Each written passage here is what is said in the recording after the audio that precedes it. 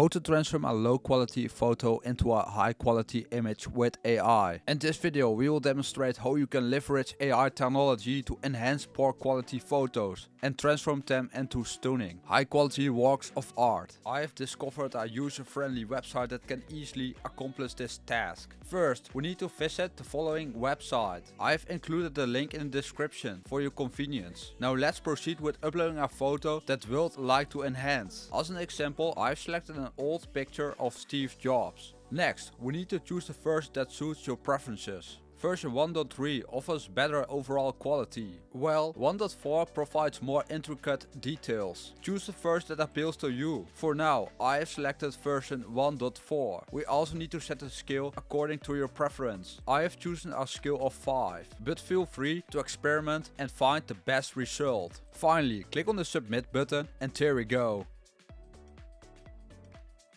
You can easily download it by clicking this button. This is all what you need to know. Thanks for watching this video. Subscribe if you want more tutorials like this.